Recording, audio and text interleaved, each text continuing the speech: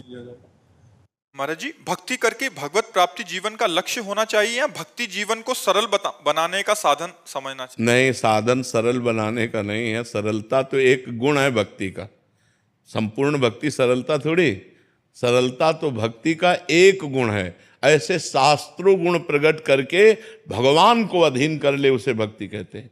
सुमिर पवन सुत पावन नामू, अपने बस कर राखे रामू।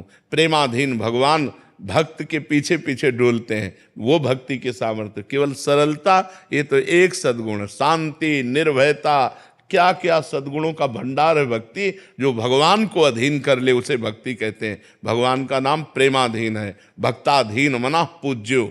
भगवान भक्त के अधीन है। भगवान भक्त की मन की बात पूर्ण करने वाले हैं। तो भक्ति तो बड़ी सामर्थ्यशाली वस्तु है बच्चा। उसमें केवल एक सरलता ही नहीं है, उसमें तो अपार सद्गुण है। जो भगवान को लुभायमान करके भक्ति के पीछे पीछे, जहां जहां मेरा भक्त चरण रखे वहां वहां रखूं हाथ, पीछे पीछे मैं फिरूं, कभी न छाड़ूं साथ। अनुब्रजाम में हम नित्यम पुरे अत्यंगुरेणुमी।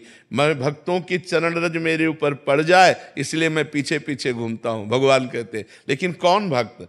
निरपेक्षम मुनिम शांतम निर्वैरम समदर्शनम अनुब्रजाम में हम नित्यम पुरे अत्यंगुरेणु भी। जो निरपेक्ष हैं, किसी से कोई अपेक्षा नहीं रखते, जो किसी के आगे हाथ नहीं फैलाते।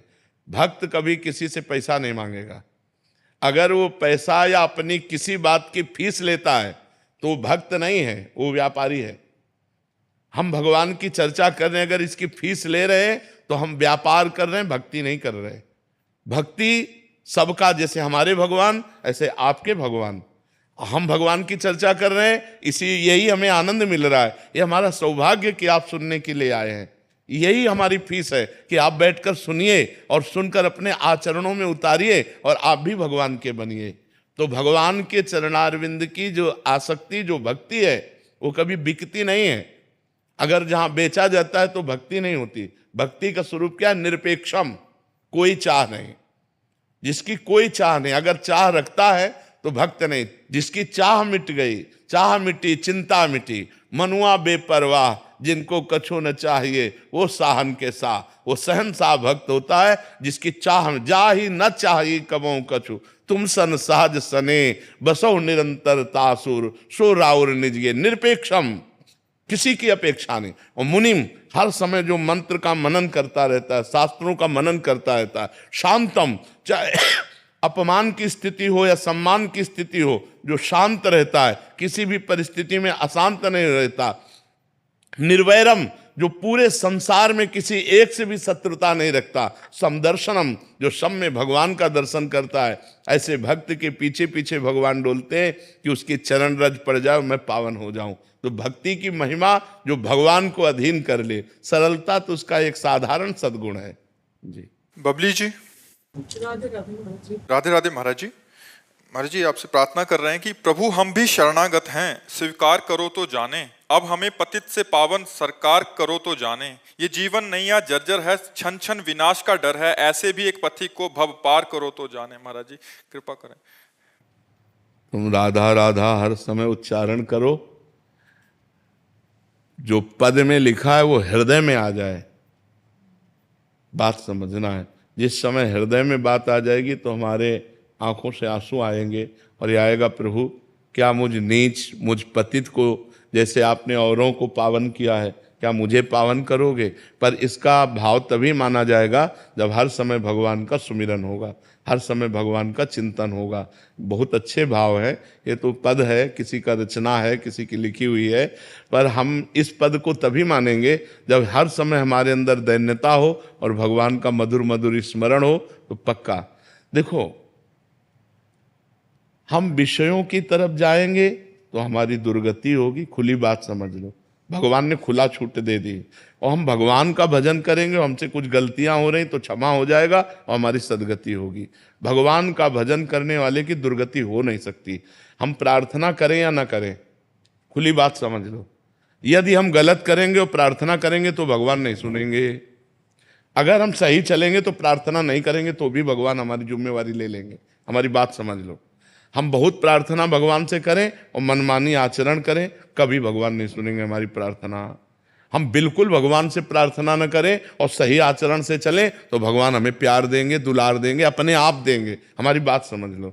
अगर हम भगवान की आज्ञा का पालन नहीं करेंगे और हम खूब प्रार्थना करते रहें, वो कपटपूर्ण प्रार्थना होगी।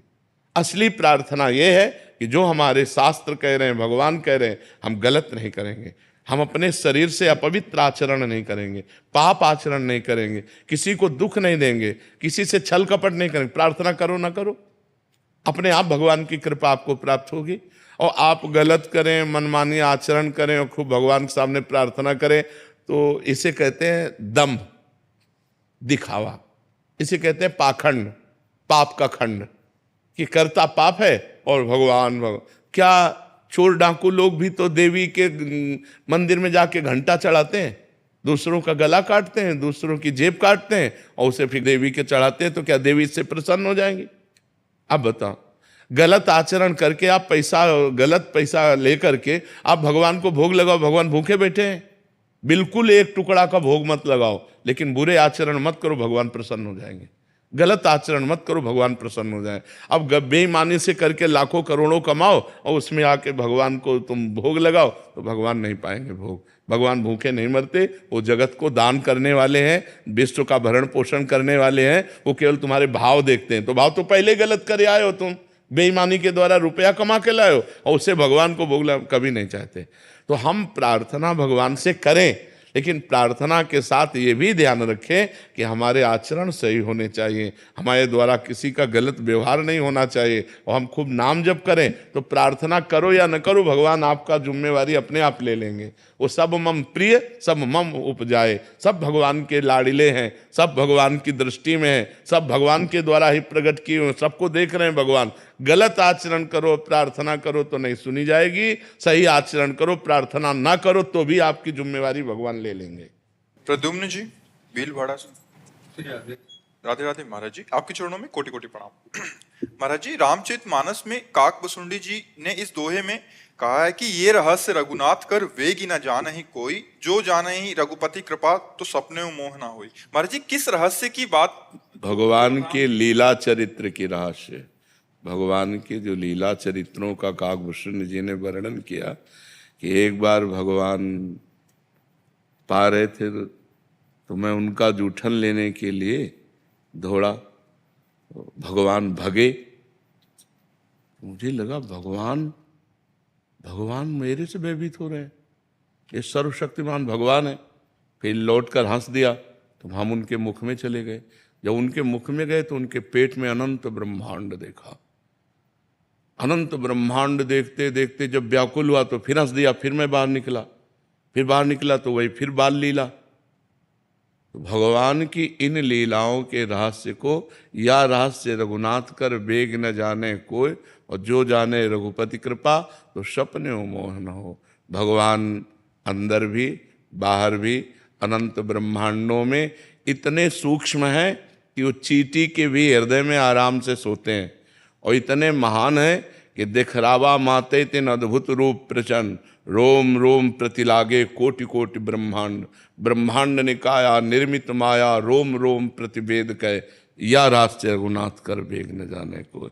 वो इतने छोटे हैं, अणु अणियान महतो महियान, महान से भी महान और छोटे से भी छोटे, उनकी अनंत लीला है। या रहस्य रघुनाथ कर वेग न जाने कोई, और जो जाने रघुपति कृपा सपने मोह न हो। उसे स्वप्न में भी अज्ञान स्पर्श नहीं कर सकता, मोह नहीं हो सकता, अंधकार अज्ञान नहीं छा सकता। समझ पा रहे हैं आप समझ पा रहे हैं?